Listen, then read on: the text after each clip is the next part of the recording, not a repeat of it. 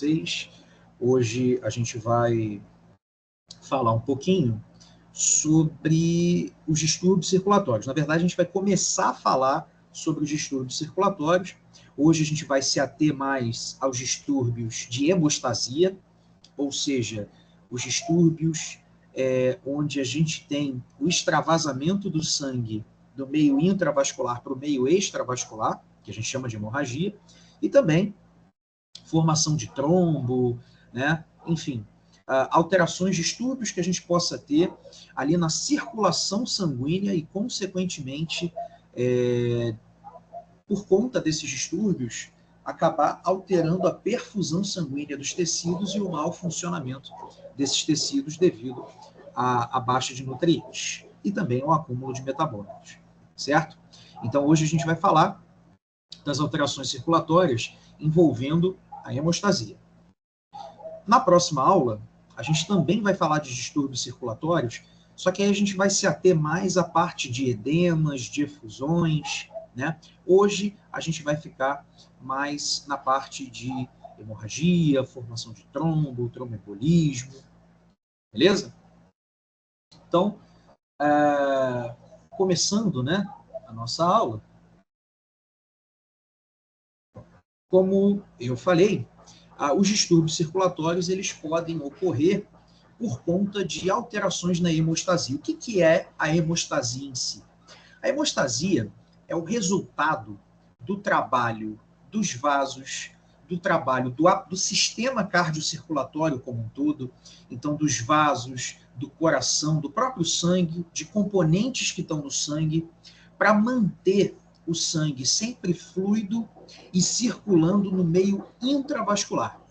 Lembra, o sistema cardiovascular, ele é um sistema fechado, né?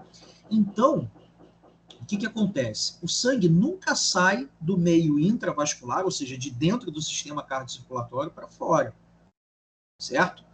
Então, o sistema cardiocirculatório trabalha para manter esse sangue sempre fluido, com a pressão adequada, né, com a velocidade adequada, para ele conseguir circular e irrigar todos os tecidos. E o resultado desse trabalho a gente chama de hemostasia. Então, a hemostasia é justamente manter o sangue circulando, fluido e dentro do sistema cardiocirculatório, certo? E a hemostasia é resultado do trabalho do sistema cardiocirculatório, de componentes que estão no sangue, como as plaquetas, por exemplo, né? E aí, então, a gente vai ter esse sangue sempre fluido, em pressão adequada, em velocidade adequada, né, em quantidade adequada, para circular por todo o corpo, levando nutrientes e também carreando metabólitos para serem excretados. Beleza? Então, vão ser distúrbios, né? Hoje a gente vai estudar distúrbios em que a gente tenha tanto a perda de sangue, a saída do sangue do meio intravascular para o meio extravascular, e também a formação de trombos, que eu vou mostrar para vocês o que é, por que acontece, né, e o que pode dar errado. Bom, então, a gente basicamente hoje vai ver, né, as alterações que a gente chama de hemorragia, trombose e embolia. No caso, quando a embolia é causada por um trombo, a gente define como tromboembolismo. Tá? Então, a gente vai se ater mais à hemorragia, à trombose e à embolia, a tromboembolia. Então, começando, né, o que é a hemorragia? Como a gente já falou, a hemorragia é a saída, é a perda do sangue do meio intravascular para o meio extravascular.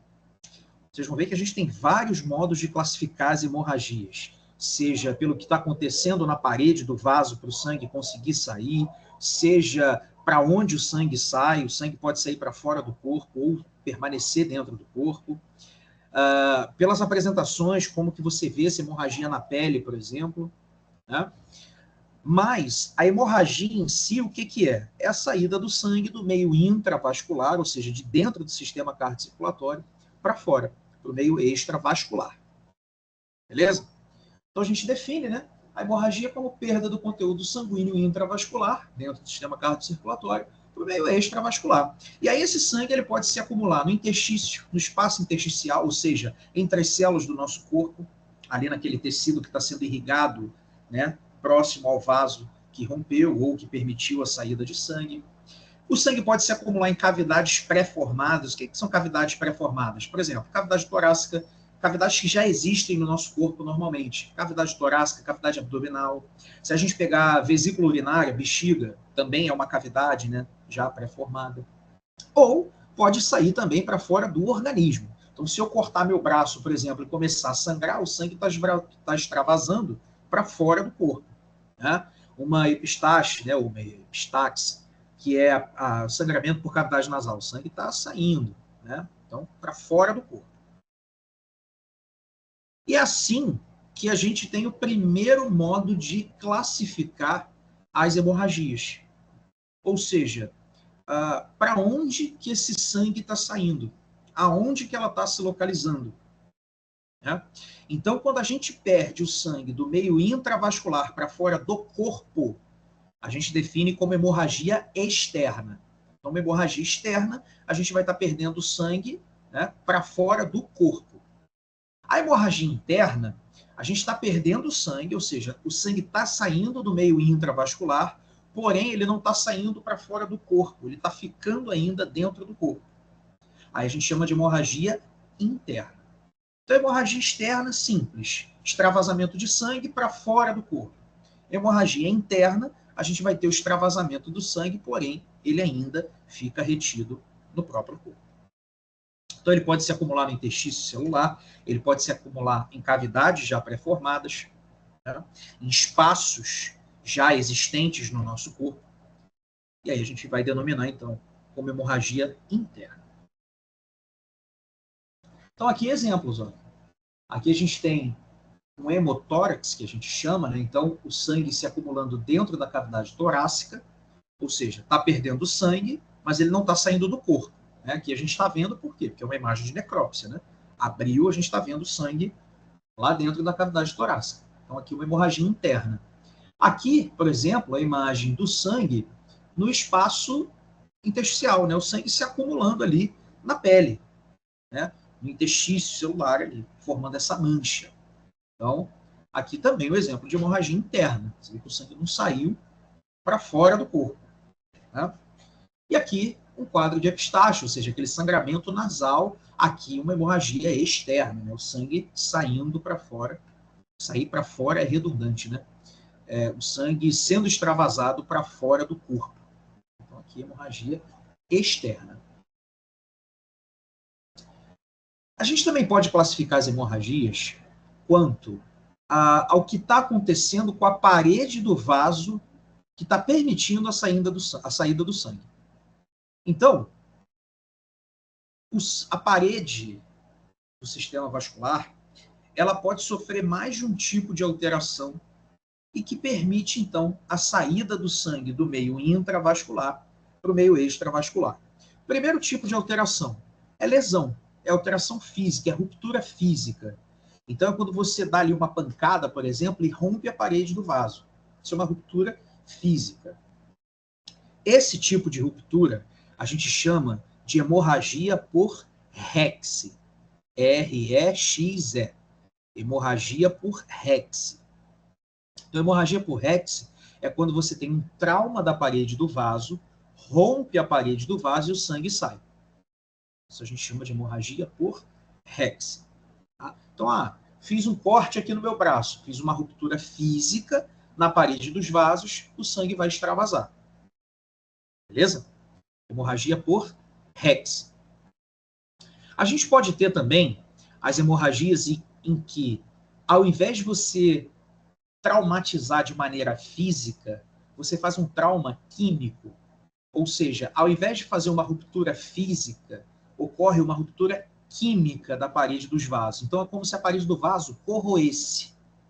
Esse tipo de lesão a gente chama de diabrose. Então, a hemorragia por diabrose é a hemorragia por corrosão da parede dos vasos. Exemplo, lá nas úlceras pépticas, nas úlceras gástricas, lá no estômago a gente não tem uma digestão ácida dos alimentos?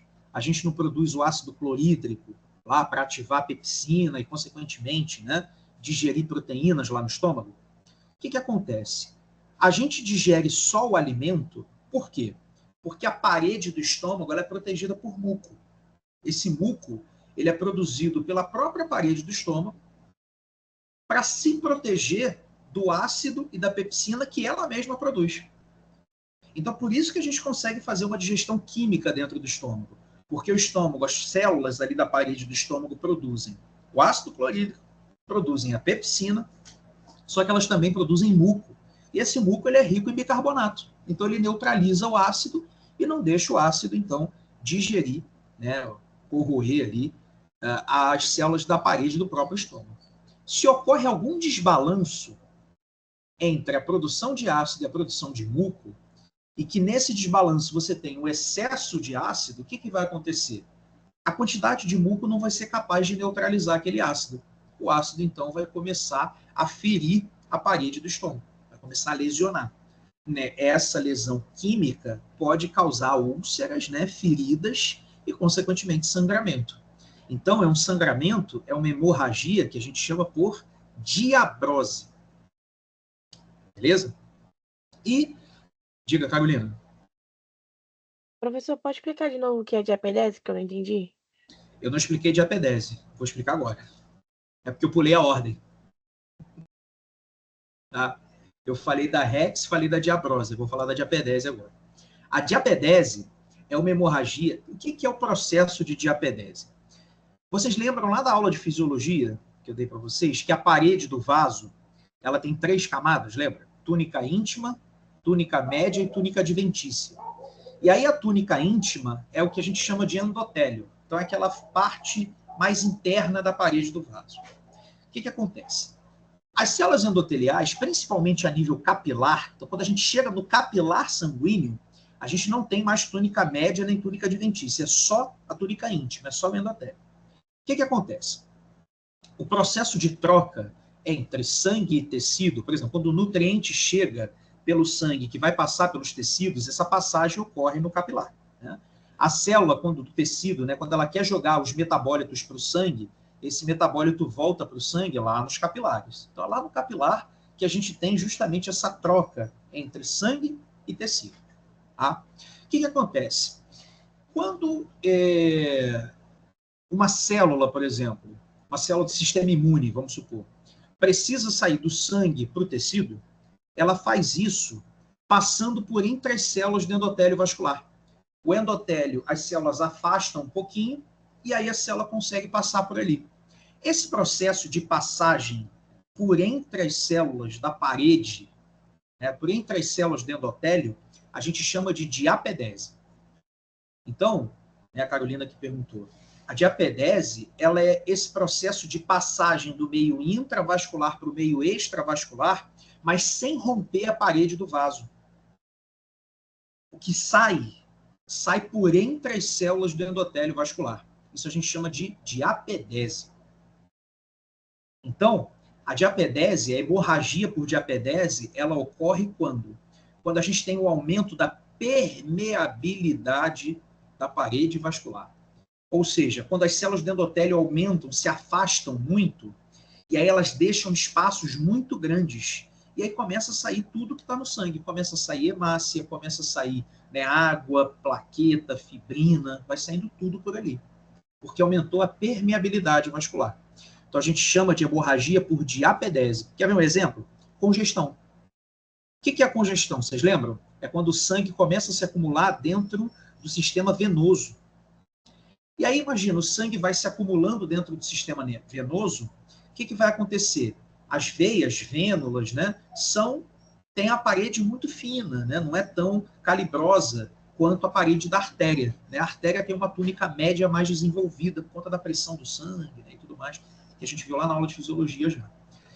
Então, as veias têm uma parede um pouco mais fina. E aí, o que acontece? Quando começa a acumular sangue dentro da veia, vamos supor um problema circulatório, o coração não está funcionando muito bem, não está circulando tanto bem o sangue. O sangue começa a se acumular dentro das veias. Aí acumula, vai dilatando a veia. Dilata. Quando dilata a veia, imagina, vai dilatar a veia, vai dilatar a vênula, né? que vai acontecer? Esse endotélio vascular ele vai ficando mais esgarçado. Então vai dilatando, a parede vai dilatando, o endotélio vai dilatando também. E aí o espaço entre as células vai aumentando. Aí permite a passagem de compostos ali sanguíneos. Certo?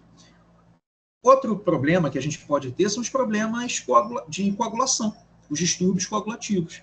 Por quê? No sangue, a gente tem um monte de componente que vai impedir a saída do sangue do meio intravascular. Se você começa a perder esses componentes, o que acontece? As hemorragias vão acontecer mais fácil. Os componentes vão acontecer, o sangue vai sair de maneira mais fácil. E aí você pode ter também essas hemorragias por diapedese. Então, na dengue, por exemplo, a gente vê bastante isso, né? A dengue hemorrágica, ela ocorre principalmente por distúrbio coagulativo. Né? E aí, consequentemente, a gente tem, né, a hemorragia como um dos sinais, aí no caso, mais graves da dengue. Né?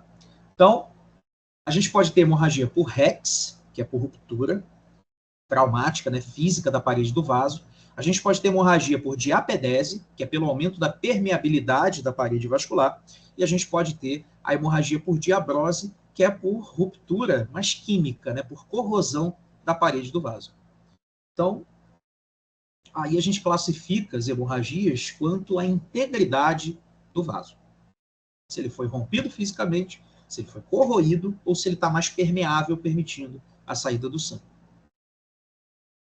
Então, aqui um exemplo de ruptura física, tá vendo? Então, aqui poderia ser uma hemorragia por REX, por exemplo. Rompeu aqui, ó, traumaticamente. Aqui, ó, as hemácias, plaquetas, tá tudo saindo, ó, o sangue está saindo. Então, aqui a gente tem hemorragia por ruptura física, no caso, REX. Esse processo aqui é o processo que a gente chama de diapedese. Aqui não é a hemácia que está saindo, tá? Aqui eu botei só para ilustrar, mas aqui a gente tem uma célula do sistema nervoso, uma célula do sistema imune, chamada neutrófilo, né? E aqui no caso, o neutrófilo, se vocês repararem, ele está saindo por entre as células do endotélio. Então, esse processo aqui a gente chama de diapedese. Eu botei para ilustrar, para mostrar para vocês. Ó. Aqui a gente tem o endotélio vascular, tá vendo? E aí, as células passando por entre as células do endotélio. Então, isso a gente chama de diapedese. Bom, a gente pode classificar também as hemorragias quanto à apresentação. Tá? Ou seja, como assim? Como a gente vê essa hemorragia nos tecidos. Então, quando você olha um tecido, você consegue ver ali a presença da hemorragia. E aí a gente pode classificar essas hemorragias também quanto à apresentação. Vamos lá. As hemorragias por diapedese, ou seja, pelo aumento da permeabilidade vascular, elas vão ser caracterizadas geralmente por pontinhos ou manchinhas pequenas, hemorrágicas, né? Manchinhas ali formadas pela saída do sangue, mas no tecido a gente vai ter manchinhas pequenininhas. Por quê? Porque na diapedese a gente não vai ter um volume de sangue muito grande saindo ali naquele local. A gente vai ter pequenos, né, microvolumes ali saindo, e aí a gente então vai ter a apresentação pequenininha dessa hemorragia. Tá? Então, uma dos modos que a gente pode visualizar a hemorragia por diapedese, a gente denomina como petequias. O que são as petequias? São hemorragias pontiformes, ou seja, em forma de pontinho. Então, são pontinhos de cerca de 1 a 2 milímetros nos tecidos, né, em que a gente está tendo ali o aumento da permeabilidade vascular, permitindo, então, a saída de sangue. Então, a hemorragia por diapedese, ela pode se apresentar na forma de petequias. Então, são manchinhas, são pontinhos bem pequenininhos, de 1 a 2 milímetros de diâmetro. Beleza? Você vai tendo aqui elas espaçadinhas, né? Vários pontinhos ali. Isso a gente chama de petequia. Tá? Outra apresentação que a gente pode ter da hemorragia por diapedese são as púrpuras. O que é a púrpura? A púrpura é uma manchinha um pouco maior do que a petequia. Inclusive, a púrpura pode se formar pela reunião, pelo agrupamento de petequias. Então, você começa a ter muita petequia numa região, elas vão se juntando e formam uma púrpura. Então, a púrpura ela tem cerca de 1 centímetro. Tá? É claro que a púrpura em relação à petequia está te mostrando que aquela hemorragia está se agravando mais. Né? Então, a púrpura pode ser uma evolução da petequia. Então, são manchas um pouquinho maiores, tá vendo? Aqui a gente tem várias petequias, ó, pontinho, pontinho, pontinho. Aí você vê uma mancha maior, tá vendo? Aqui, ó, uma mancha maior, uma mancha bem maior. Então, essas manchas maiores a gente chama de púrpuras. A púrpura tem cerca de 1 centímetro de diâmetro. Tá? Outro modo, né, de hemorragia que a gente pode visualizar nos tecidos são as sufusões. O que é a sufusão? A sufusão, ela já não... Oi. Pois não?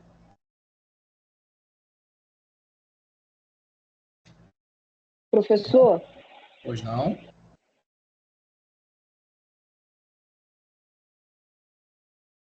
Não consegui te ouvir.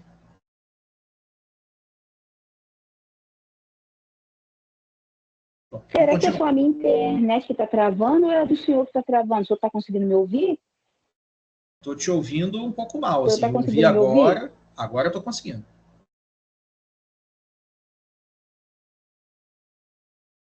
Mais alguém com problema para me ouvir? Aqui tá normal. Está travando. Para mim está travando muito, então é a minha internet. Acho que é a sua mesmo, Leandro. Então, vamos lá.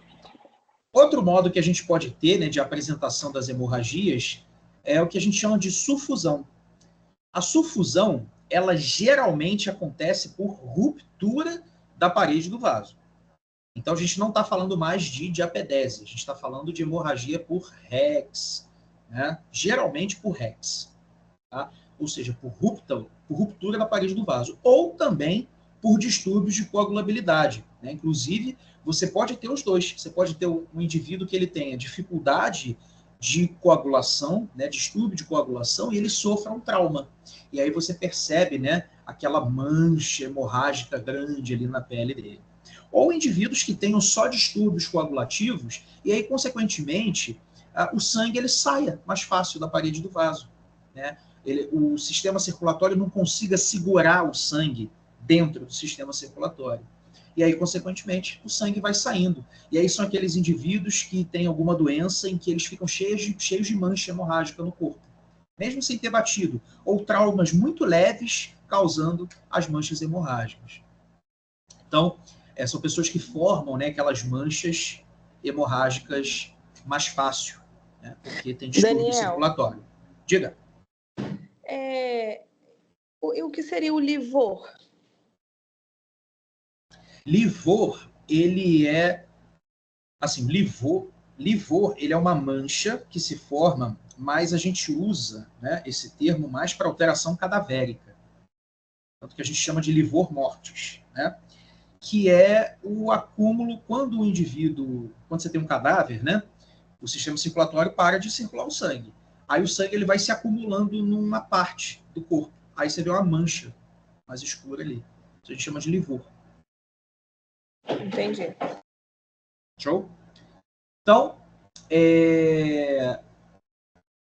a sufusão a gente também chama de mácula hemorrágica, né? A gente vai ter, ou a gente chama também de hemorragia em lençol. O que é hemorragia em lençol? Por que hemorragia em lençol? Porque a gente vai ter uma mancha irregular, né? Uma mancha cobrindo ali, né? Se apresentando na superfície do tecido, do órgão, enfim. Geralmente a gente vê na pele, né? A gente vai, ou mucosas, você pode ver também, a gente vai ver aquela mancha, né, cobrindo o tecido. Então a gente chama de hemorragia em lençol também. A gente vai ter, então, a formação de uma mancha difusa, né? Ou seja, uma mancha ali se apresentando, né, no tecido. Ela geralmente é irregular, então ela não tem um bordo redondinho, ela não é quadradinha, ela geralmente é irregular, tanto quanto ao formato, quanto à coloração. Ela geralmente não é de uma cor só, né? E ela também é plana, você não vê elevação do tecido, o sangue não se acumula ali, ele só mancha o tecido. Então você não tem um acúmulo de sangue formando, por exemplo, uma bolsa, um cisto, você só tem o tecido manchado pelo sangue que extravasou. Então, a gente chama isso de hemorragia em lençol, de mácula hemorrágica ou de sufusão. Se a sufusão, né, se apresenta na pele e tiver ali cerca de 2 a 3 centímetros, a gente pode também chamar de equimose. Então, equimose é aquela mancha, como a gente acabou de falar, por sufusão, só que com cerca de 2 a 3 centímetros. Aí pode chamar de equimose também. Então, o que é a sufusão? São esses roxos que a gente vê na pele depois de dar uma pancada. Deu uma pancada, rompeu um vaso, o sangue extravasou e manchou ali, né, o tecido subcutâneo, formando, então, essas manchas hemorrágicas aqui. Então, isso a gente chama de sufusão. Professor, o nome disso não é hematoma, não? Não. Isso não é um hematoma. Isso é uma sufusão. Professor, então o que é um hematoma? Hematoma é acúmulo de sangue. O sangue extravasa do meio intravascular, e ele se acumula, formando uma bolsa de sangue. Tanto que a gente chama também o hematoma de bossa sanguínea ou hematocisto. O que é o hematocisto? É um cisto, uma bolsa de sangue. Então, o hematoma tem que fazer bolsa, tem que acumular. Você corta, o sangue sai. Isso é um hematoma. Quer ver um exemplo de hematoma? Isso aí, ó. Orelha de jiu-jiteiro. Orelha de couve-flor, né, que o pessoal chama, cauliflower ear, né, orelha de jiu-jiteiro. O que acontece aqui? O indivíduo lá no jiu-jitsu está lutando e ele está traumatizando a orelha. Pelos golpes, né? Arrasta a orelha, bate na orelha. E aí, quando ele traumatiza a orelha, rompe um vaso. Quando rompe um vaso, o sangue se acumula aqui no tecido subcutâneo da orelha. Rompe um vasozinho aqui da orelha, o sangue extravasa e se acumula. Aí, o que você tem que fazer com isso aqui? Drenar, tirar o sangue dali. Né? Então, se você faz um cortezinho aqui ou uma incisão, você vai ver que o sangue sai. Isso é um hematoma. Ou seja, hematoma forma uma coleção sanguínea, coisa que a sufusão não faz. Por isso que a sufusão ela é plana. Por quê? Ela não acumula sangue. Se ela acumulasse sangue, ela fazia uma bolsa. O hematoma acumula sangue. Ou seja, você vai ter uma bolsinha ali, você vai ter, né, uma região irregular, que não é plana.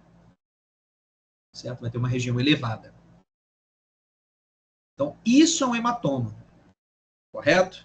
Então, a partir de hoje, dia 26/10/2024, quem chamar isso aqui de hematoma está cometendo um erro gravíssimo. Isso aqui é uma sufusão. Isso é um hematoma. Tanto que esses quadros aqui, a gente tecnicamente chama de otohematoma. Oto de orelha, hematoma de hematoma. Beleza? Ô, Dúvidas até aí? Diga. E tem como ter a formação de sufusões sem haver a pancada? Tem. Quando você tem distúrbios circulatórios,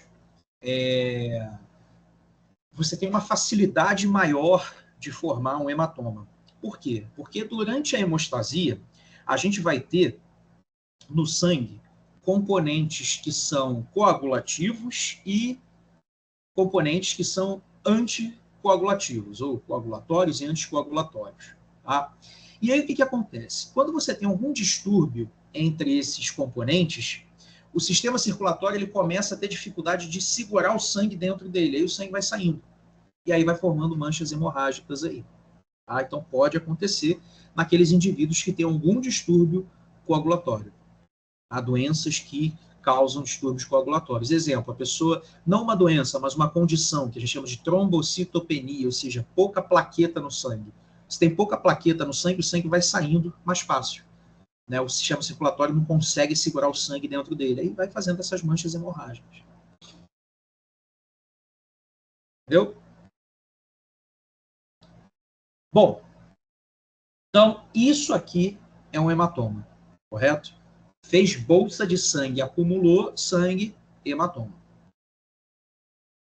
A gente pode ter também outras formas, que a gente chama de formas especiais, né? Você pode ter, por exemplo, sangue se acumulando dentro da cavidade torácica, que a gente chama de hemotórax. Você pode ter o sangue se acumulando dentro da cavidade peritoneal, né, da cavidade ali do abdômen, que a gente chama de hemoperitônio. A gente pode ter o sangue se acumulando dentro do saco pericárdico, que a gente chama de hemopericárdio, né? Aquela bolsa que envolve o coração, lembra?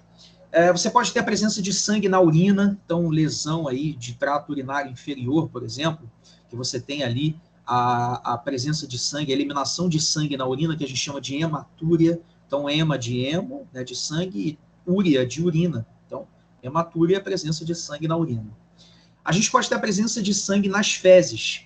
E aí, a presença de sangue nas fezes a gente pode classificar de duas maneiras, que é a melena e a hematoquesia. Hematoquesia é fezes, tá? Então, hematoquesia é hemato de sangue, quesia de fezes, seriam as fezes com sangue. A melena, qual é a diferença entre uma e outra? A hematoquesia é a presença de sangue vivo nas fezes. Então, você vê aquele sangue avermelhado ali nas fezes, tá? Então, lesões de trato digestório, lesão de intestino grosso, por exemplo, você vai ter um sangramento ali, esse sangue acaba saindo nas fezes, tá? O que é a melena? A melena é o sangue digerido, que a gente chama de sangue digerido nas fezes. Então, esse sangue digerido ele fica com uma coloração mais escura, mais enegrecida. Tá? Por que isso acontece? Lembra que eu falei com vocês lá na aula de alterações pigmentares que quando a hemoglobina ela é degradada em meio ácido, ela fica com uma coloração mais escura, que a gente classifica como hematina. E aí o que acontece? Vamos pensar num sangramento no estômago. Teve uma úlcera, hemorragia por diabrose, lembra? Corroeu ali a parede do vaso, o sangue saiu para dentro do estômago. O que acontece? Essas hemoglobinas, elas vão ser degradadas em meio ácido, lá no estômago. E aí elas vão ser, então, convertidas em hematina, vão ter uma coloração mais escura. Aí essa hematina sai nas fezes. Consequentemente, as fezes ficam mais escuras. Por isso que a gente diz que é o sangue digerido, né? Com essa coloração mais escura, formando a melena. Hematemese, emese vem de êmese, então vômito. Então, hematemese é a presença de sangue no vômito. Hemoptise é aquele sangue que sai no conteúdo expectorado. Então, quando a pessoa tosse, e a tosse vem com sangue, isso a gente chama de hemoptise. Tá? A gente até chegou a comentar nas aulas passadas aí, que a gente falou de tuberculose. Na tuberculose, um dos sinais pode ser a tosse com sangue, né, que a gente chama de hemoptise.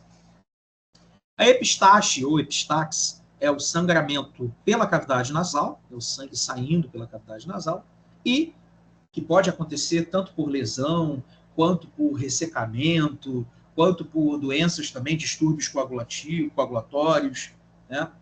E o ifema é o acúmulo de sangue na câmara anterior do olho. Então, nosso olho ele é dividido, né, em duas câmaras. E aí, quando acumula sangue na câmara anterior, mais externa, a gente consegue ver esse sangue acumulado ali, que a gente chama de ifema. Então, professor, diga. Eu tenho um amigo que ele tem uma doença chamada retocolite ulcerativa. Aí, no caso, ele evacua muito sangue. Ele não consegue se alimentar direito, aí por conta de alguns alimentos pesados, ele evacua muito sangue. Por que isso acontece? O senhor sabe dizer se conhece essa doença? Como é que é o nome da doença? É retocolite... A retocolite ulcerativa. Isso, retocolite ulcerativa. O que acontece? O que está acontecendo aí com ele é um processo de inflamação e lesão, tá? Da mucosa intestinal. Então, do cólon e do reto, né? Lembra, cólon e reto são, na verdade, o cólon é o intestino grosso, o reto é aquele finalzinho ali, tá? Então, o que ele tem é uma doença, pega o nome, ó, retocolite, ou seja, ele tem uma inflamação da mucosa intestinal do cólon e do reto ulcerativa, está formando ferida ali. E aí, consequentemente, está sangrando. Eu confesso que eu não lembro a causa, o que predispõe essa doença. Eu não sei se é uma doença autoimune, eu não sei se é uma doença... Autoimune, né? Então, perfeito. O que está acontecendo ali? O sistema imune está atacando a própria mucosa intestinal. por isso que está lesionando. E aí, nessas lesões, causa o sangramento. Aí o sangramento sai nas fezes. Entendi. Eu ouvi casos que é preciso até tirar também o intestino para prevenção de câncer, essas coisas, né?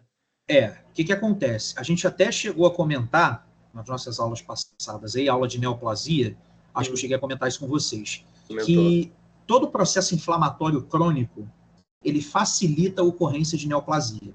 Por quê?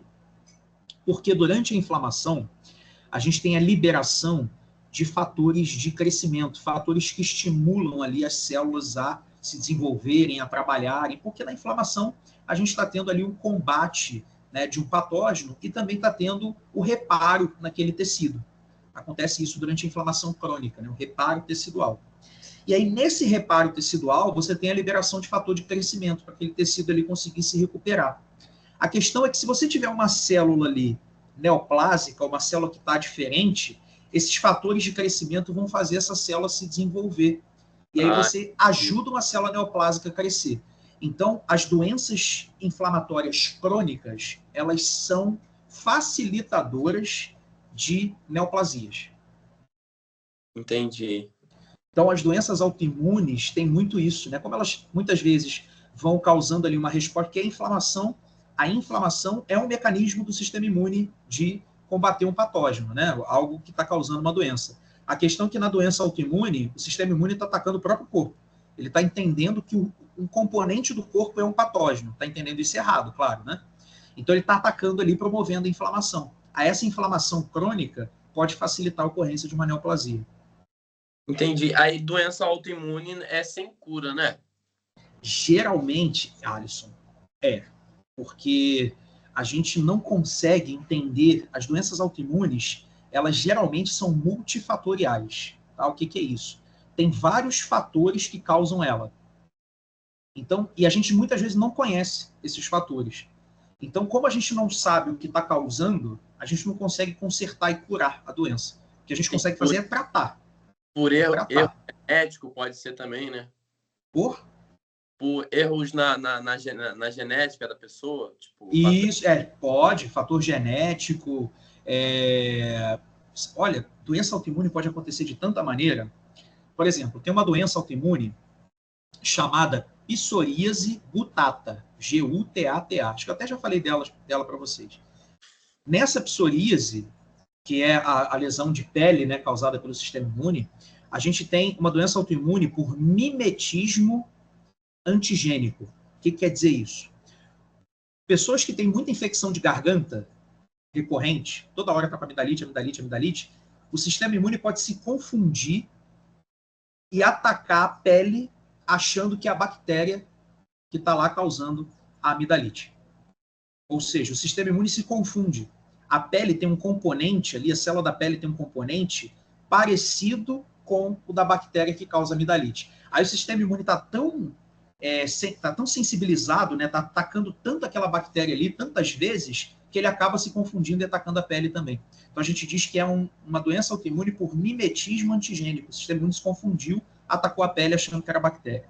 Então, assim, a gente pode dizer que, por exemplo, qualquer fator que agrida recorrentemente o corpo ou alguma parte do corpo pode estar ocasionando alguma neoplasia, alguma coisa assim? Causando não, mas facilitando. Sim, facilitando, sim. Se você tem inflamações crônicas, facilita a ocorrência de neoplasia por conta de como a gente falou, né, dessa liberação de fator de crescimento ali no local. Então pode facilitar. Inflamações crônicas podem facilitar a neoplasia. Tanto que muitas pessoas que têm doenças inflamatórias crônicas, elas fazem acompanhamento para ver se não tem nenhuma neoplasia crescendo ali. Por exemplo, tem pessoas que têm tiroidite de Hashimoto, né, que é uma doença autoimune, em que você vai tendo ali uma inflamação, né, e o ataque da tireoide. Ainda mais tecido glandular, que neoplasia de epitélio é maligno, né? Geralmente é maligno. A gente chama de adenocarcinoma quando é glândula ou carcinoma quando é epitélio sem ser glandular. Então, pessoas que têm tiroidite de Hashimoto, por exemplo, precisam ficar fazendo acompanhamento periódico para ver se não faz neoplasia, se não faz câncer de tireoide. Por conta disso. É por isso, então, que o câncer de pele, pelo fator de sol, acontece isso também, né, no caso. O que acontece? A radiação é agressão celular. A radiação UV, ultravioleta, a gente brinca de radiação ultraviolenta, né? Ela vai degradando as células. Na verdade, o que ela vai fazendo é alterando o núcleo das células da pele. A nossa pele, as células da pele, elas são protegidas pela melanina. A gente falou isso lá na aula de alterações de pigmento, né?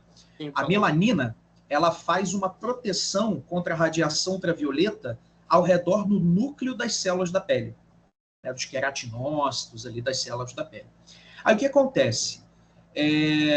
Se a pessoa se expõe muito à radiação ultravioleta, essa radiação ela acaba alterando o núcleo das células da pele. E aí o núcleo é onde tem todo o material genético que vai ser codificado para formar as células, o trabalho dessas células, as estruturas, né? Tudo que a célula precisa metabolizar, a informação está lá no núcleo. E aí, se a radiação altera o núcleo, consequentemente altera o trabalho e o desenvolvimento daquela célula. Aí, se altera o desenvolvimento, a gente chama de neoplasia. Então, a radiação ultravioleta, ela age no núcleo da célula e, consequentemente, ela promove, né, facilita ali a neoplasia. Tanto que pessoas que têm menos melanina são pessoas mais propensas ao câncer de pele. Então, quanto mais clara for a pele, maior é o risco de câncer de pele. Caramba, e, por exemplo, já levando esse lado, hematomas recorrentes também, tipo socos, essas coisas assim, pode também acabar recorrentes, acabar acarretando em neoplasias também? Pode. Traumas contínuos? Sim. Pode. Já tem descrição, tem hipóteses de desenvolvimento neoplásico que lesões contínuas podem também, por conta de inflamação, por conta de alteração celular ali naquela região. Se for uma região onde você tem a mitose ali, né, multiplicação constante, se você fica lesionando, estimulando mitose, uma hora pode ter uma mitose errada e facilitar uma neoplasia. Então, pode acontecer. Caramba. Doideira, agora... né? Mas não precisa ter medo de viver, não, tá? Pode viver normal, só tomando cuidado, claro. Mas maneiro isso aí. É muito interessante, pessoal. Não, é maneiro.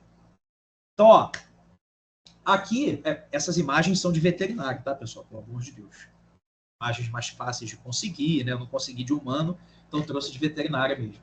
Mas aqui é mostrando o sangue acumulado dentro da cavidade torácica e dentro da cavidade abdominal, né? Que a gente chama de hemotórax e de hemoperitônio.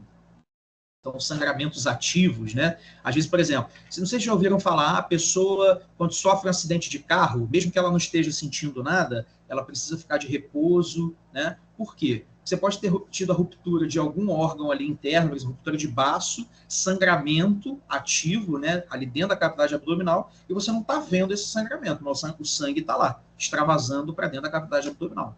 Então, preciso tomar muito cuidado, né, com esses traumas, né, principalmente trauma muito violento. Aqui, ó, mostrando o sangue, ó, acumulado na bolsa ali, ó, no pericárdio, na bolsa que envolve o coração. Né? A gente chama então de hemopericárdio. Aqui era um vídeo que não está rodando, acho que ficou só a imagem. Aqui é uma bexiga, tá vendo? Aqui os ureteres, ó, e os rins lá em cima. Aí aqui esse vídeo que era legal porque o patologista cortava aqui e aí a gente via a urina cheia de sangue, que a gente classifica como hematúria. Então a gente vê, ó, a urina bem escurecida pela presença ali, né, das hemácias. Aqui a diferença, né, entre hematoquesia, o sangue vivo nas fezes, tá vendo? E aqui a melena, as fezes bem mais escurecidas, porque aqui a gente está vendo a hematina, né, ou seja, a hemoglobina degradada pelo ácido, né, gástrico, enfim. Então aqui a gente tem a melena e aqui a hematoquesia. Aqui a hemoptise, ó, conteúdo lá expectorado, que a gente pode também chamar de esputo, né? Aquele catarro que sai quando a gente tosse, contendo aqui sangue, ó, sangue vivo. Então isso aqui a gente chama de hemoptise. A lesão Ô, professor, deixa eu te perguntar uma coisa. Professor, Diga, pode. esse sangue, quando sai com essa secreção de catarro, não é das paredes da garganta? Depende, pode ser lá do pulmão. Aqui, ó. Aqui é uma lesão no pulmão. É mesmo, é? É, claro. Sangrou, lesionou o pulmão, o sangue sai. E aí, quando a gente tosse, esse catarro sai carregando sangue. Pode ser de laringe, pode ser de traqueia, pode ser de pulmão. Se tiver de lesão no sistema respiratório, né, inferior, quando tosse, expectorando, se vier com sangue, se a lesão estiver sangrando, esse catarro vem com sangue e sai com sangue. Misericórdia. Eu pensava que era da garganta, que ficava muito irritada e que Pode quando ser. fizesse também, Pode ser. Pessoa que tem tosse recorrente, muita tosse, a tosse ela vai irritando a mucosa da garganta também. Então, o que acontece? A pessoa pode tossir tanto que lesiona a garganta e sai sangue. Isso pode acontecer. Mas não quer dizer que todo sangue de tosse seja por lesão na traqueia, por exemplo. Entendi. Né? Pode ser por lesão pulmonar, bronquial, o que tiver, né, de laringe para baixo, lesionou, sangrou, tossiu, o sangue vai sair. Né? Entendi. Tuberculose, a gente vê bastante isso aqui, né? Tuberculose quando avança, né? Fala, Giane. Professor, uma vez eu estava, tipo assim, escarrando assim, com presença de sangue, aí eu fui no médico, ele disse que poderia ser uma dilatação de algum vaso do nariz. Aí eu assoando ou tossindo? Estou com muita dor, sinusite, né? E ele pediu para fazer um raio-x, ele disse que não precisava, não, que foi eu catucando o nariz que deslatou algum vaso e estava sangrando. Mas aí não é tosse. Aí é cavidade nasal e seio nasal. Né? Então, a tosse ela vem da laringe para baixo. O seu sangramento estava na via aérea superior. Né? Cavidade nasal ou seio nasal. Entendeu? A não ser que você estivesse, né? Não sei, mesmo se deglutisse. Agora, suar e sair sangue, aí beleza, aí é do nariz. E aqui o ifema. O ifema, como eu falei, é quando o sangue se acumula nessa câmara aqui, ó, que a gente chama de câmara anterior do olho. Aqui a gente olhando o olho de cima, ó, cristalino, o íris, a córnea, aqui é a câmara anterior, tá vendo? Aí quando o sangue se acumula aqui, ó, a gente vê ele, tá vendo? Aqui, ó. Aí a gente chama esse acúmulo aqui de ifema. Então, a gente viu, né, a hemorragia quanto as alterações da integridade da parede vascular. A gente falou também, né, de alterações nos mecanismos de coagulação que podem facilitar a ocorrência da hemorragia. E a gente vai ver que um componente muito importante para que ocorra a hemostasia são as plaquetas. E aí também alterações, tanto na qualidade, né, na estrutura, quanto na quantidade de plaquetas, pode também causar hemorragias. Bom, falando um pouquinho da hemostasia, como a gente já comentou, o que é hemostasia? É o processo fisiológico, né, normal, em que vai manter a fluidez sanguínea e também manter o sangue dentro do meio intravascular. Ou seja, que vai manter o sangue fluido em condições ideais e dentro do sistema cardiocirculatório para poder circular e perfundir os tecidos. Então isso a gente chama de hemostasia. E a hemostasia, ela vai ser um resultado do trabalho tanto do sistema cardiocirculatório quanto de componentes no próprio sangue, por exemplo, as plaquetas. Então a hemostasia vai ser o trabalho de componentes que estão no sangue, do sistema cardiocirculatório, para manter o sangue fluido, o sangue em pressão adequada, em velocidade adequada, em quantidade adequada, para conseguir perfundir, né? Circular e perfundir os tecidos. Bom, aqui eu vou me ater mais, pessoal, ao processo da formação de um trombo, do controle de uma hemorragia. Tá? Então, o que acontece? Quando a gente tem, né, a lesão de um vaso, o que vai acontecer? A parede do vaso vai ser rompida e aí o sangue vai sair por essa lesão. O que o sistema cardiocirculatório vai fazer? Ele vai vedar esse ponto de lesão para evitar a perda sanguínea. Então, imagina que um vaso, a parede do vaso rompe, o que o sistema circulatório faz? Ele veda essa lesão para impedir a perda de sangue até a parede do vaso se recuperar. Depois que ela se recupera, ele tira, né, esse tampão, essa rolha que vedou ali a hemorragia, e aí o vaso volta ao normal. Então, toda vez que a gente tem um ponto de lesão na parede vascular, vai ocorrer ali a formação do que a gente chama de trombo. Então, o que é um trombo? Um trombo é uma rolha, é um tampão para vedar uma lesão na parede do vaso e, consequentemente, impedir a perda de sangue, impedir a hemorragia. Tanto que, às vezes, a gente faz uma lesão no braço, sangra, mas depois para. Por que para? Porque dentro dos vasos se formaram trombos vedando ali aquele ponto de hemorragia, vedando aquela lesão e impedindo que o sangue saia. Beleza? E aí, então, vai dando tempo, né, da parede se recuperar. Depois que a parede se recupera, esse trombo é desfeito e aí a circulação volta ao normal ali naquela região. Bom, esse trombo, então, para a formação desse trombo, né, o processo vai ocorrer em 3 etapas. O primeiro processo a gente chama de hemostasia primária. Então, o que acontece? Assim que a gente tem a lesão na parede do vaso, o que vai acontecer? Esse vaso ele vai reduzir o seu diâmetro. Ele vai passar por um processo de vasoconstricção. Por quê? Porque se ele reduzir o seu tamanho, menos sangue passa por ali. Se menos sangue passa por ali, consequentemente, menos sangue vai ser perdido. Então, o primeiro processo vai ser vasoconstricção. Depois disso, a gente vai ter a adesão das plaquetas ali naquele local de lesão.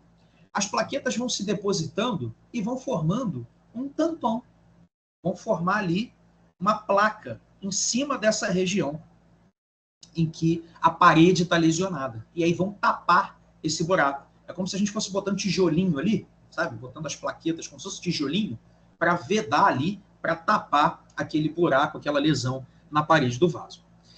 Então, processo de vasoconstricção e a formação do que a gente chama de tampão plaquetário é a primeira fase da formação de um trombo.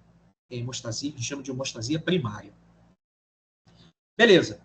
Depois que formou esse tampão de plaqueta, o que vai acontecer?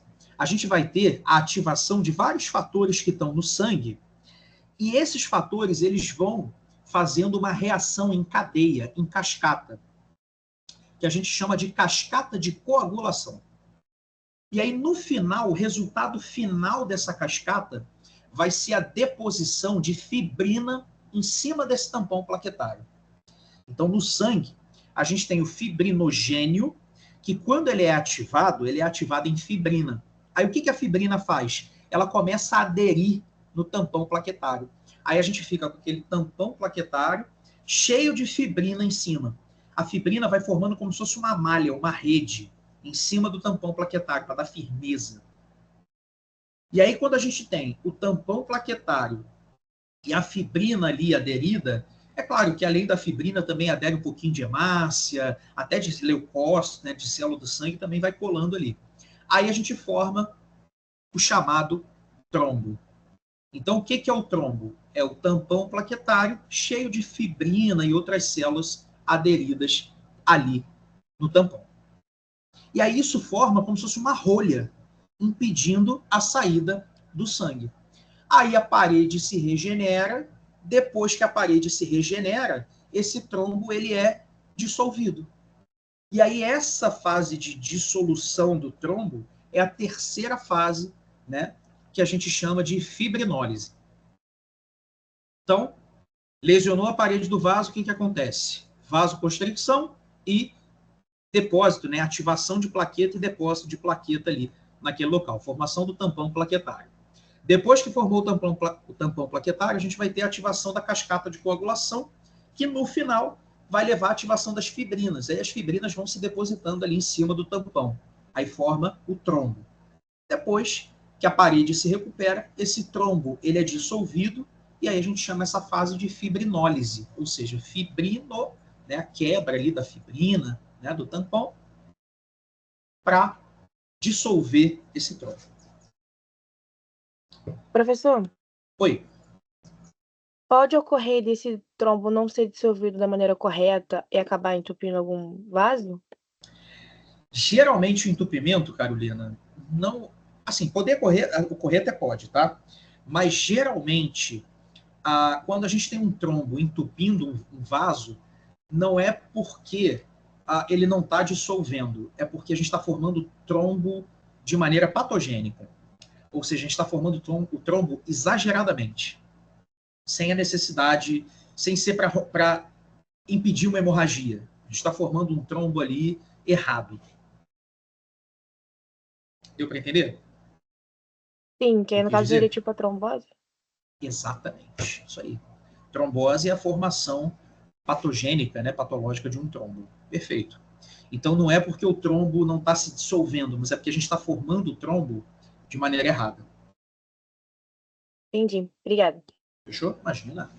Então, aqui só para exemplificar para vocês, né, a gente vai ter a fase primária, né, então aqui eu fiz uma descrição, na verdade, é até uma descrição mais celular, enfim, eu gosto de trazer isso para vocês, mas quando a gente tem a lesão ali do endotélio vascular, a gente vai ter a liberação de um hormônio chamado endotelina, e a endotelina vai desencadear todo esse processo de vasoconstricção, de ativação de plaqueta, aí as plaquetas vão aderindo ali no local de lesão, né, formando o tampão plaquetário. Então, toda vez que você tem a lesão do endotélio vascular, você vai ter um gatilho para que ocorra a formação do trombo, justamente que começa, né, esse gatilho pela liberação de endotelina. Então, lembrem disso, toda vez que ocorre a lesão do endotélio vascular, você tem um estímulo para a formação de um trombo.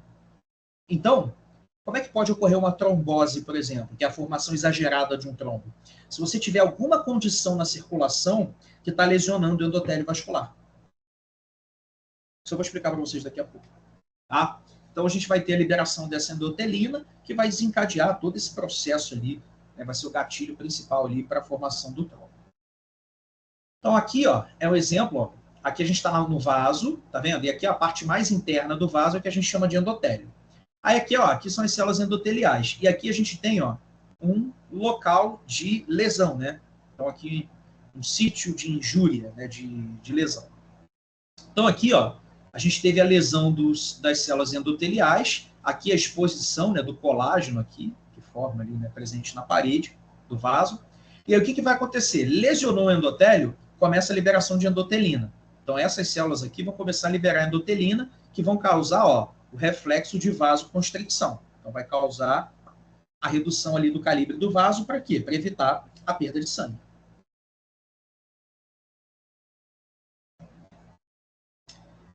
Depois da vasoconstricção, o que a gente vai ter? A formação do tampão plaquetário. Então, as plaquetas, elas vão sendo ativadas, tá vendo? E aí elas vão aderindo aqui nesse colágeno que está exposto aqui, depois da lesão. Aí elas vão aderindo aqui, formando um tampão ali e fechando, então, essa área de lesão por onde o sangue está saindo. Então, aqui, ó, é um exemplo. Ó, o vaso, tá vendo? Aqui é o tampão plaquetário, as plaquetas aqui em amarelo, tá vendo? E aí forma como se fosse aqui, ó, uma vedação naquela área onde o sangue está saindo. Está extravasando, né? Um ponto de hemorragia. Beleza. Próximo passo, ou seja, hemostasia secundária, é reforçar esse tampão plaquetário, deixar ele mais firme. Como é que é feito isso? Com fibrina. Então começa a aderir ali no tampão fibrina, aí outras células vão sendo aderidas ali também, porque a fibrina vai colando ali, vai prendendo outras células, aí deixa o tampão ali mais encorpado e mais firme. E aí esse tampão cheio de fibrina e de outras células, a gente chama de trombo. Então, ó, começa, né? Então vão ser ativados os fatores de coagulação. Aí no final do processo, a gente vai ter a ativação da fibrina, a conversão, né, do fibrinogênio em fibrina. Então você vai ter o fator 6, que ativa o fator 7, fator 8, fator 9, 10, até chegar na conversão do fibrinogênio em fibrina. E aí a fibrina se deposita aqui, vai aderindo outras células também, e deixa essa estrutura aqui bem mais firme, que é o que a gente chama de trombo. Então, tampão plaquetário não é trombo. O trombo é depois da adesão ali das moléculas de fibrina e de outras células ali durante o processo. E a terceira fase é quando você tem a dissolução desse trombo. Então, quando o epitélio se recupera, a gente vai ter, né, os estímulos ali para ativação da plasmina, que a gente chama, né? A conversão, né, do plasminogênio em plasmina está no próprio sangue, e aí a plasmina então vai diluindo, vai dissolvendo o trombo, e aí o trombo vai se desfazendo. Mas só depois que a parede se recupera. E aí, como a gente falou, num caso, né, de uma formação exagerada de um trombo, a gente chama isso de trombose. Então, quando a gente forma, né, trombos de maneira descontrolada, exagerada, patológica, a gente denomina esse quadro como trombose. Então, a trombose, né, é a formação exagerada de um trombo, ou seja, agregação e solidificação de constituintes sanguíneos dentro das estruturas cardiocirculatórias. Peço perdão aqui, ficou animal, né, porque lembra que eu sou veterinário, dou aulas para veterinária, e aí às vezes passam animal, né, às vezes passam a fêmea prenhe, não uma mulher grávida, enfim. É aquela coisa da tradução do veterinarês, né, para o enfermagerês, né? Mas dentro do indivíduo vivo. Então, dentro do sistema cardiocirculatório do indivíduo vivo. Então, é sempre em vida. Você não tem trombo formado depois que morre. Por quê? Porque porque o trombo, a função do trombo é impedir uma hemorragia. O gatilho que a gente tem para a formação de um trombo é impedir uma hemorragia. Ou seja, o morto vai se preocupar se ele está perdendo sangue ou não? Não vai. Então, trombo é sempre em vida. Tá? Diferente do coágulo. O coágulo, ele ocorre por quê? Porque esses fatores do sangue que promovem a formação do trombo, eles estão sempre inativados no sangue. E eles só vão ser ativados quando for preciso formar um trombo.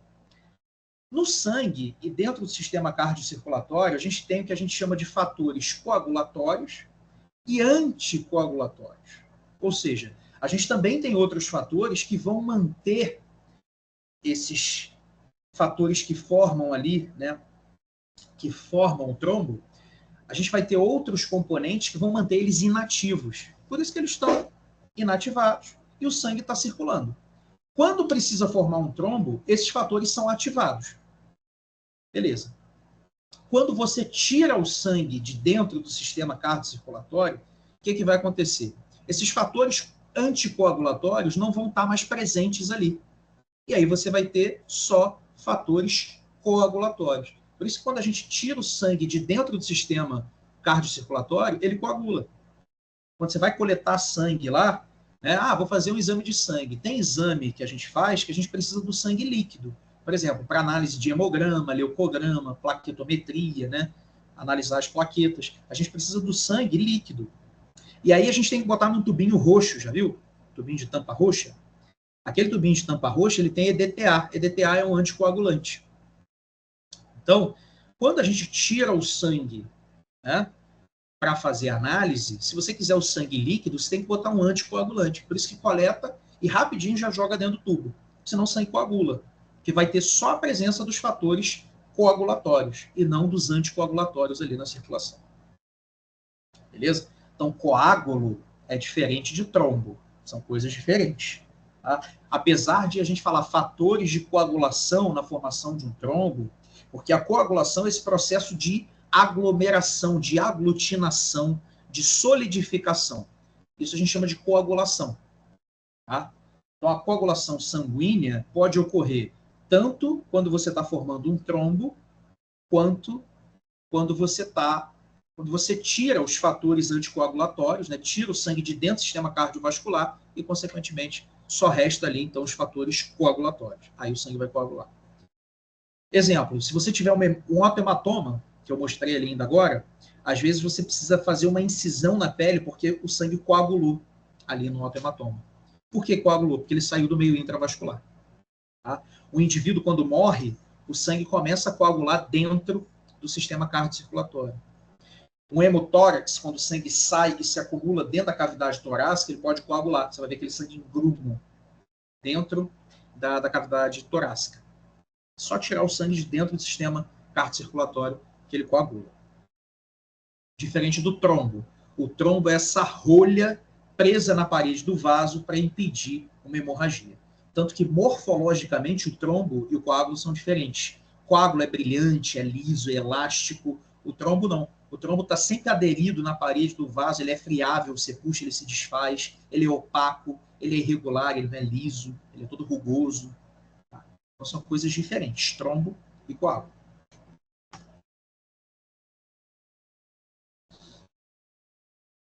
Bom, a gente vai ter aí alguns fatores que são importantes, que vão facilitar a ocorrência, a formação de um trombo. A gente chama isso de tríade de Virchow. Tá? O que acontece?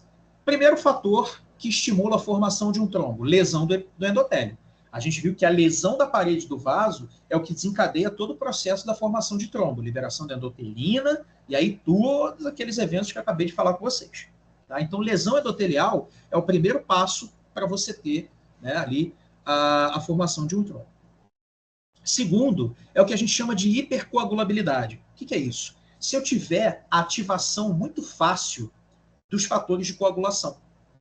Se eu tiver muito fator de coagulação, se o meu sangue, por exemplo, tiver com pouco líquido, o que acontece? Esses fatores ficam muito concentrados. E aí, consequentemente, é mais fácil ativar esses fatores de coagulação. Então, eles reagirem entre si. Né? Aquelas reações que eu mostrei para vocês em cascata, né? Então, é mais fácil formar um trombo em situações que a gente chama de hipercoagulabilidade. Tá? Alterações do fluxo sanguíneo. O que acontece? O fluxo, o sangue correndo dentro dos vasos, ele tem um aspecto que a gente chama de laminar. Quanto mais próximo da borda da parede do vaso, mais devagar o sangue corre por ali. E aí o que acontece? Toda vez que o sangue passa por um ponto de obstrução, ele perde esse aspecto retilíneo. Né? O que acontece? Imagina que a gente tem uma placa de gordura aqui dentro do vaso. O sangue está vindo assim, ó, num fluxo reto. Quando ele bate nessa obstrução, ele desvia. Aí, quando ele desvia, ele turbilhona. Então, ele sai como se fosse uma espiral, um roda-moinho. E aí, tudo que está no sangue ali vai sendo jogado contra a parede do vaso. E aí, esse sangue ele vai batendo na parede do vaso, as células vão batendo na parede do vaso. É como se o sangue saísse capotando dentro do vaso. E isso vai lesionando o endotélio vascular. Então, se você tem, né, o turbilhonamento do fluxo sanguíneo, isso pode lesionar o endotélio vascular e, consequentemente, facilitar a ocorrência de um trombo. E quando você reduz o fluxo, ou seja, se o sangue passa devagarzinho ali dentro do vaso, o que acontece? Esses fatores de coagulação eles vão também ter mais facilidade para se ativar e para formar um coágulo. Então, tanto a redução do fluxo quanto o turbilhonamento do fluxo sanguíneo também facilita a ocorrência de trombo. E aí podem desencadear a trombose. Então, as doenças obstrutivas, né, vasculares podem formar trombose, parasitos, né, podem formar trombose. Então, a gente pode ter várias causas aí que influenciem, né, causando tanto a lesão endotelial, quanto alterando o fluxo, quanto causando a hipercoagulabilidade. Então, aqui, só o que eu expliquei para vocês. Estou aqui mostrando, né, imagens veterinárias também, né, torção uterina. Então, torcer o útero, o que acontece? Os vasos ali vão ficar obstruídos, porque torceu o vaso, e aí ali dentro desses vasos o sangue vai acabar, né, esses fatores vão acabar sendo ativados e a gente vai ter a formação aí de trombos.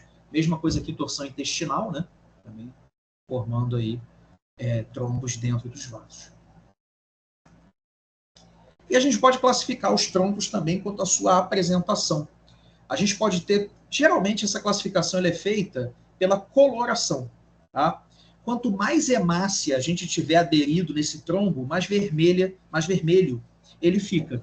Então a gente pode ter os trombos que a gente define como trombos vermelhos ou trombos cruóricos.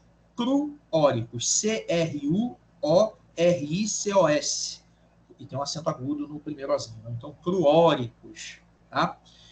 Tanto que uma cirurgia que sangra muito, a gente chama de cruenta. Né? Então, trombos cruóricos são aqueles trombos ricos em hemácia, trombos vermelhos. Tá? Ou o trombo pode ter menos hemácia, pode ter pouca hemácia ou não ter hemácia. E aí a gente chama ele de trombo branco ou trombo lardáceo. Tá? Então, você pode ter um trombo mais claro, mais amarelado, né?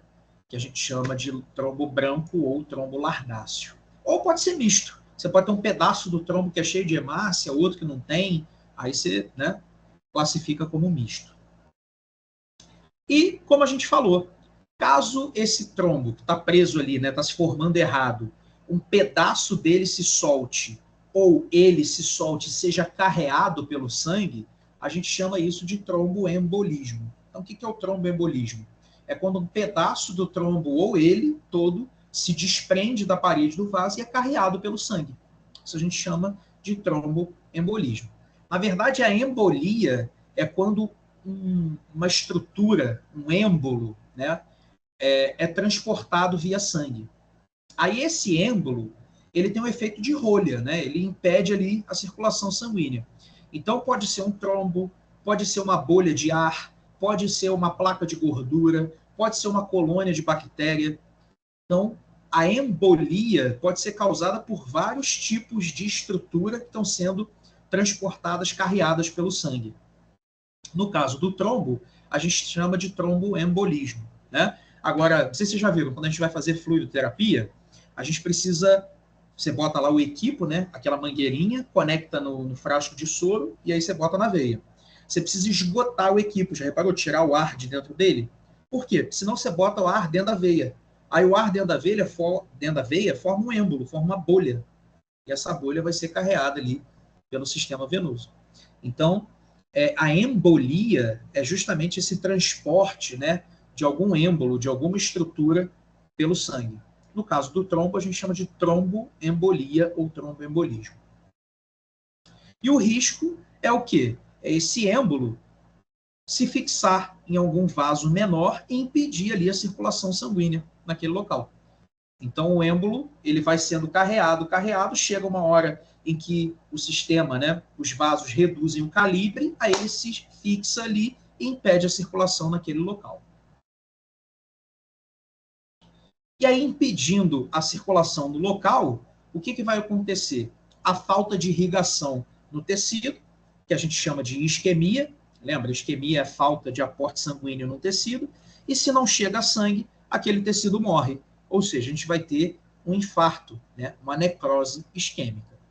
Então as células vão morrer porque o sangue não chegou.